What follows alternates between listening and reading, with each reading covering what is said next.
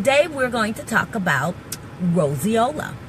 Now roseola, and I am seeing it right now this time of the year, so that's why I wanted to talk about this in case your child or a child comes down with this. You'll have a good idea of what it is. So roseola, the way it presents itself is that it's usually in a baby, let's say between 9 and 12 months is a common age, but the ages can vary, but let's say it's most common between 9 and 12 months of age. And so this will be a previously healthy child who will all of a sudden develop a high fever. In fact, the child may even have a febrile seizure. And then a few days later, he or she will develop a rash over their entire body, which totally freaks parents out. Oh, I'm sorry, I have to go back. The fever will actually go away before the rash begins. So there'll be a fever, the fever goes away, parents kind of relax, then this rash pops up.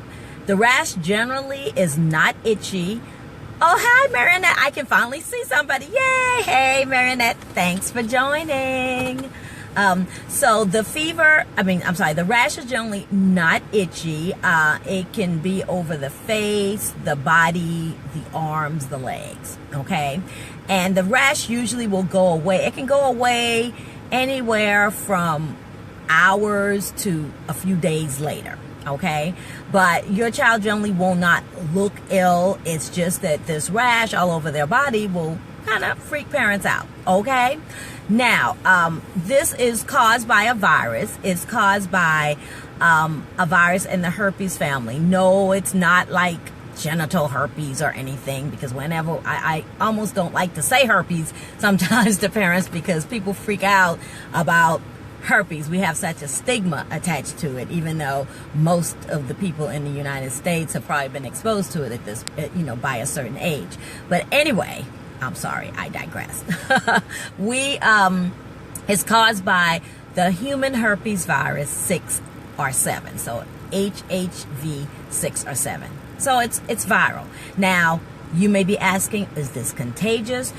It can be contagious. However, by the time the rash comes about, your child is no longer contagious. So by the time you even realize that your child has it, it's not contagious anymore. So, but you want to keep your child as comfortable as possible.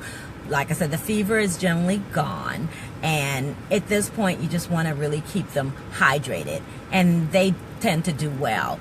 I generally have to spend more time comforting parents because parents are a bit freaked out because you're looking at your child who has this fever all over and this rash all over. And, and especially if your child is one of the few children who had a febrile seizure, you're already on high alert about that. So it's almost like when you finally start to relax because now the fever has gone away, then this crazy looking rash pops up. But it is roseola, and it doesn't cause any harm. Your child will recover from it in a few days and it will be fine. So I just